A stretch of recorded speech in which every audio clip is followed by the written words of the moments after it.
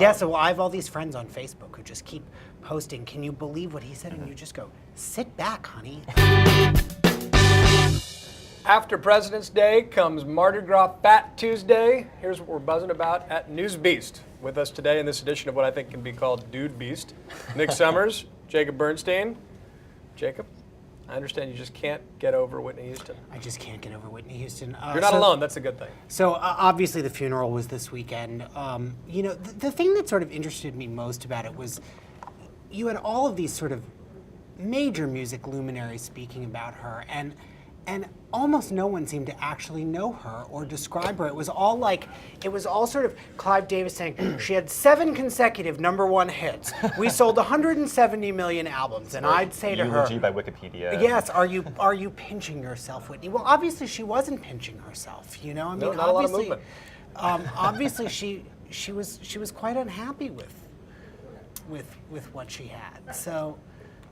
So that to me seemed. So do you think this speaks to her loneliness in her final days, weeks? Well, years? yeah. I mean, and look, there were a couple of people who told anecdotes about her, but yes, I think that she was. You know, I think that we all presume that it'd be a lot of fun to be a celebrity, and maybe it's not. Really? I guess You have Rick Santorum on the brain. I do, Which is creepy. Yes, that is. That's an image I want to not think about a whole lot.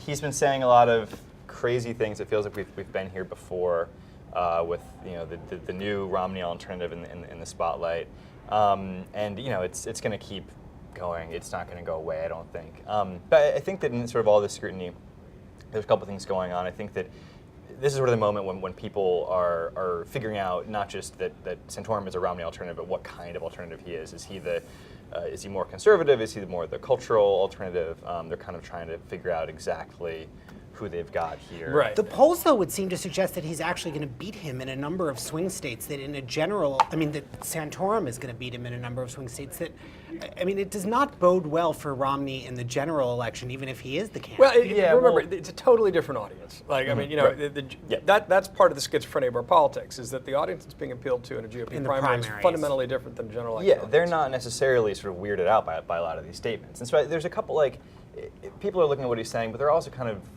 reading between the lines. And once he says something crazy and kind of gets called on it, will he back away? Will he stick to it? People are looking for that sort of second level, right.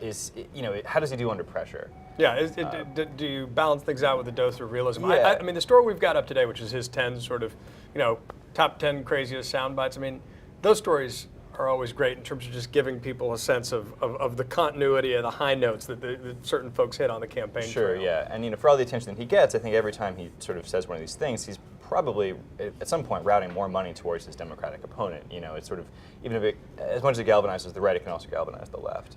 Yeah, so I have all these friends on Facebook who just keep posting, can you believe what he said? And you just go, sit back, honey. I mean, it's like... So you're just like, let it play out. I mean, Democrats, you think, want to run against Rick Santorum. I mean, why not? Where's the downside?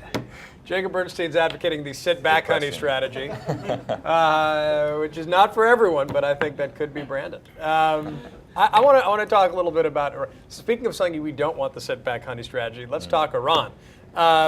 Peter Beinart's got a great piece up today, basically doing a reality check, saying, look, all this drumbeat of war stuff, is this just a bunch of people talking on television? What do the generals think? Nobody actually seems to think it's a good idea. Instead, we have the politicization of foreign policy.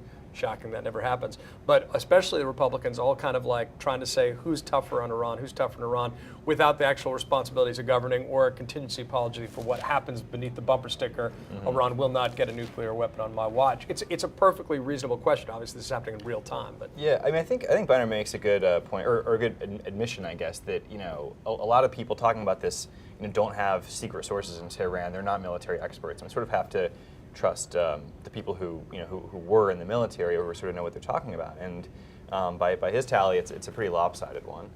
People think that it's sort of startling that a lot of the people who said that Iraq was going to be a cakewalk seem to be having a lot of currency today still, saying that sure, it can be neat and surgical. And I think we should probably all be wary of how easy it would be at a minimum. Precisely the point he makes. And obviously, you've got sincere philosophical differences, geopolitical differences. Final word. Jacob. Blank. Really? That's just, you're not even playing now. You're not even trying. No, I'm not. God, that's just your Whitney Houston homage. No, no, It's no, all one I big blank actually- to you, Jacob. I don't have any idea what's going to happen in Iran. So I think you're off the hook for worrying about Iran. I think the Yeah. sit back honey street. I think you're on Whitney Houston duty on this one. I think Iran, Jacob Bernstein. Okay. Nick, final word. I'll go with aspirin. I think it might tie together our three topics. And now, after having normally time to think about my final word, I'm torn between Whitney Houston and Iran. So I'm just going to go Santoramentum. Yeah? No, not so much. How about Mitmageddon? That's what Michigan's setting up to be. That's my final word. That's all for us at Newsbeast today. We'll see you tomorrow. Happy Fat Tuesday. That was loose and weird. Yeah.